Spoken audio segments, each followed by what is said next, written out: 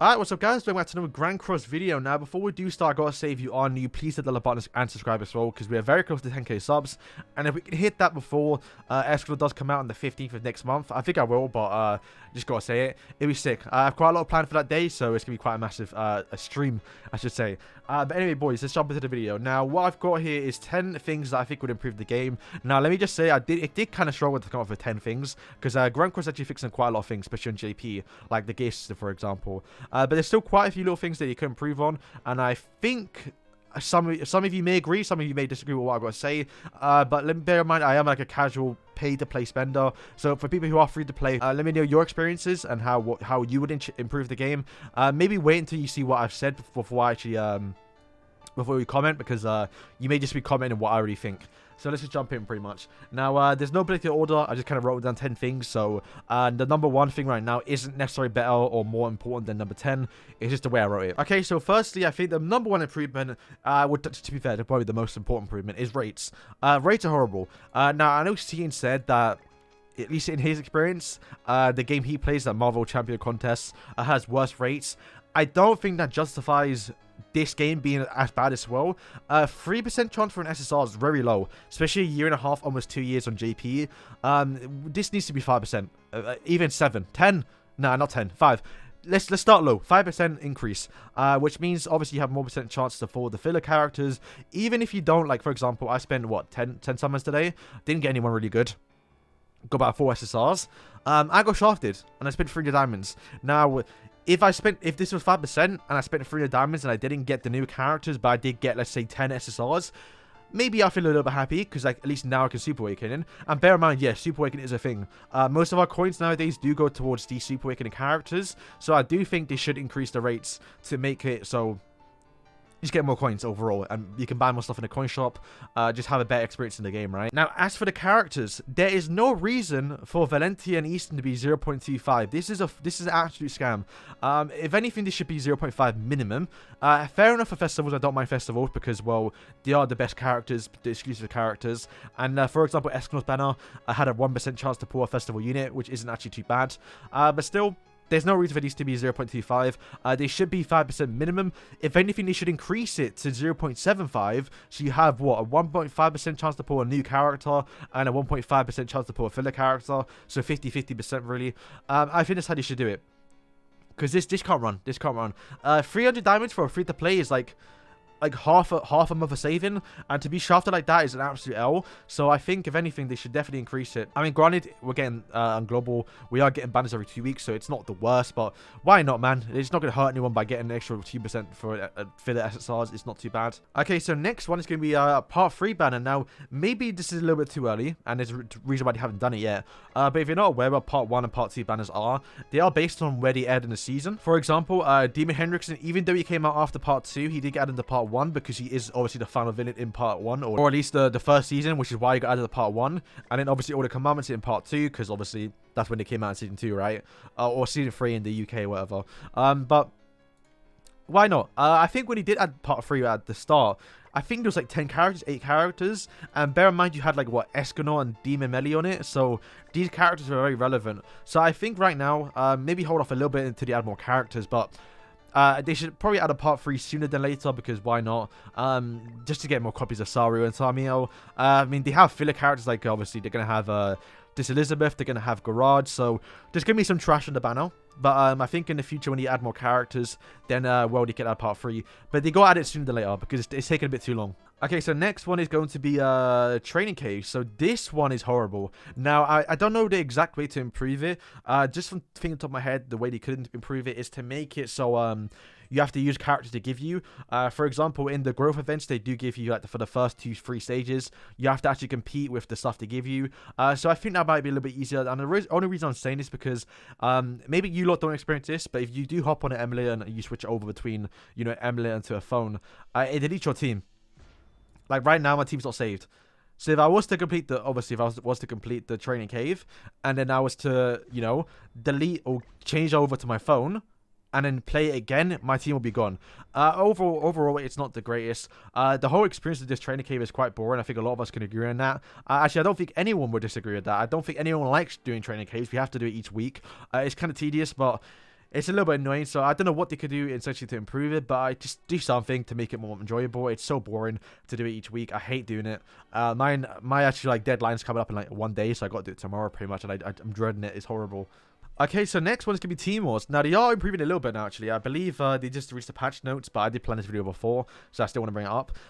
They are what? They opened up the bracket for like Guild Wars to top 40 teams in the whole game. And in the also as well, apparently they're doing ungeared Team Wars for like a lot of players in the game now. Overall, they should do that. Yeah, they should open it to everyone. Why not? Also make the rules a lot better. Now, I'm in a pretty good guild. It benefits me, but for the top players, especially like Zenith, for example, on Global, Seaton, for example, their rewards for doing Guild Wars is like 60 diamonds. Like, I think they say it here.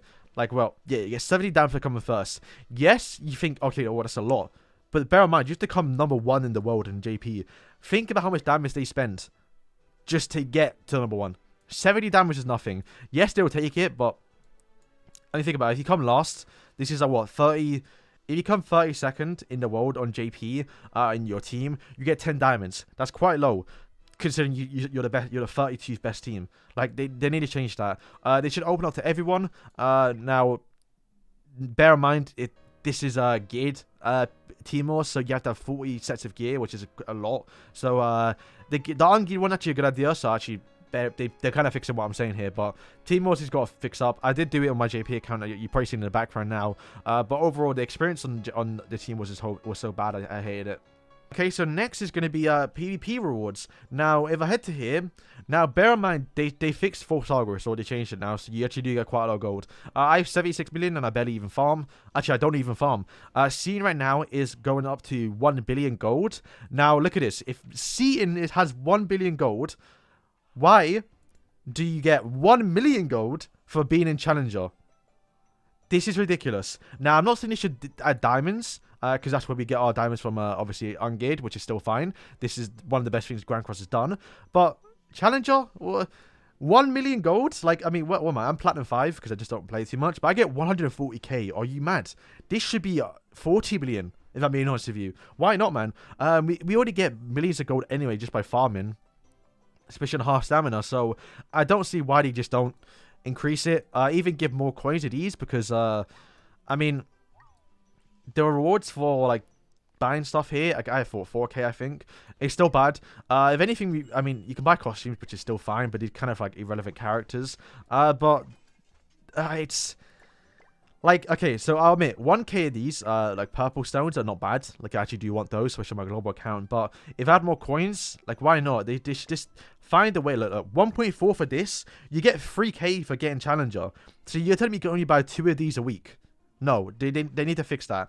Overall, just improve the rewards just for PvP, so everyone improves on it, because it's not just for the whales, it's just for the low people as well, because I'm sure they can do with more go too. Okay, so next is going to be better rules for watching ads. I believe because I'm on an emulator, it doesn't pop up here, but I'll probably throw up a screenshot so you know what I'm talking about. But if you watch an ad, you get an SSR chest. Yes, they were an SR before when the game first came out, especially on Global, but why not increase it to UR? It's just something little. Once again, we get millions of gold now anyway, so why not just like kind of rotate between rewards? Maybe like everyone gets something different each day. Just do something better than watching an actual chest was an ad for an SSR. Yeah, just improve. Maybe a pendant. You never know. A pendant a day. I mean, granted, the whales don't need it, but a lot of us, I'm sure, need more pendants. Why not? Like every week, they change. You get like every Monday, you get a pendant. Every Tuesday, you get like 10 skip tickets. Just something nice, you know, just for watching ads. Like these are an SSR chest is just too bad. Okay, so next is going to be a little bit of an outlandish thing to think about. But let me know what you lot think. Once again, cosmetics, they're trying to ease the burden of getting them. So what they've done so far is actually kind of a good thing, actually. Bear in mind, it's a limited thing. It doesn't come back too often. They've only done it once now. But cosmetics, to get them, they do go on sale.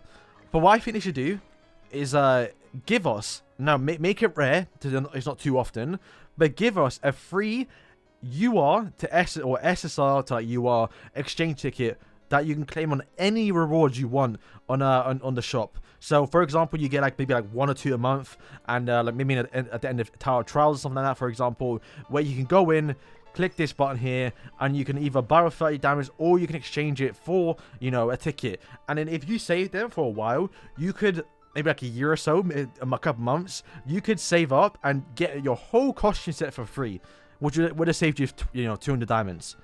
Why not? It's something to think about, because they are trying to ease the burden of cosmetics. So I think just getting like a free exchange ticket, where you can spend anything you want in the shop, would be kind of nice as well.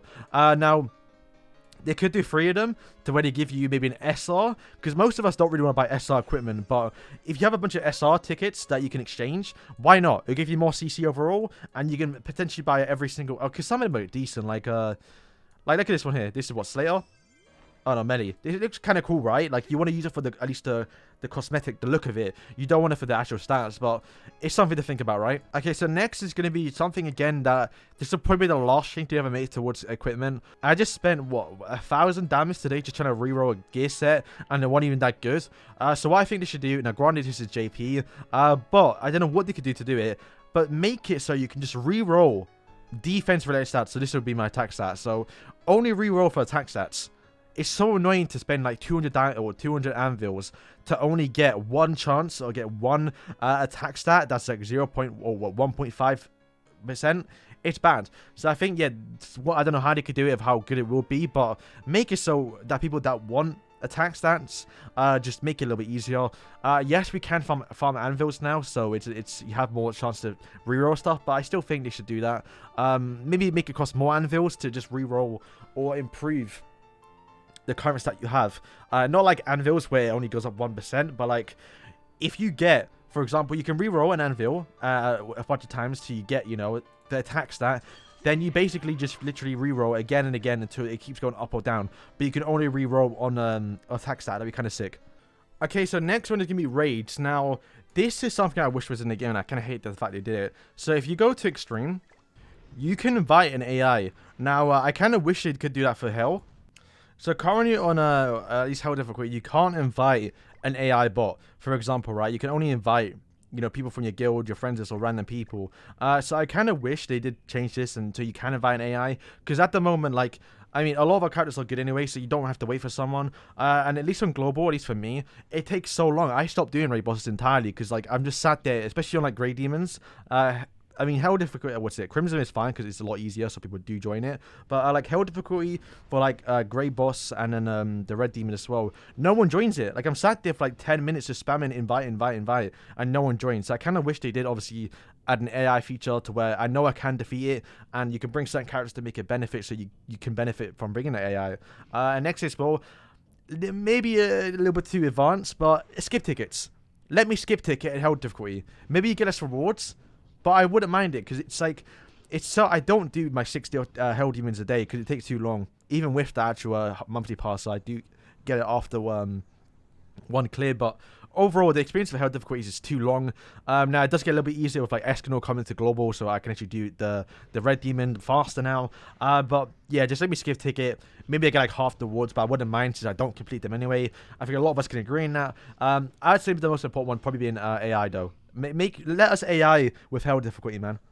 Okay, now lastly, this is for I guess towards the people who do grind guild bosses. But since they changed it, knighthood bosses, they now cost stamina, which is not a good thing. Now the reason why is because, well, it costs 24. Now the whole purpose of this was to make it so when you do defeat the boss, you do get like, you know, these rewards here, which is look quite decent, you know. You need these for Valenti, pretty much anyone.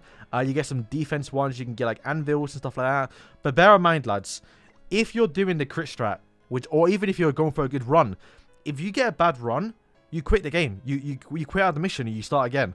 Like, I think when I did my 2-hour stream of doing this mission, I probably defeated the boss like 5 times out of the 2 hours, and I probably did it around 100 times.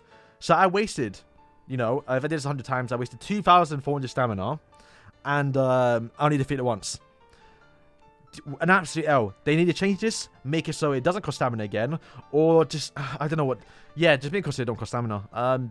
because you don't finish the boss anyway. So like, there's no point in doing this, because the whole guild boss stuff is to be based on RNG. So you gotta have like the perfect run. You have to have the dairy cards. You have to have the debuff cards. Even if you're doing like the HP strat, you still want to have a pretty good run to where you get all your stuff that you need. So overall, just make it so it don't cost stamina. But there you go, boys. That's my opinion on what I think how to improve Grand Cross. Some of them a little bit outlandish. Some of them I think a lot of us can agree on. But let me know what you lot think, or if I missed something that you lot think it should be improved on. Let me know. But overall, the Grand Cross is making some steps in the right direction, at least on JP. So overall, I won't be surprised if a lot of these do come true. So yeah, that's all for me today, boys. Thank you guys for watching, and peace.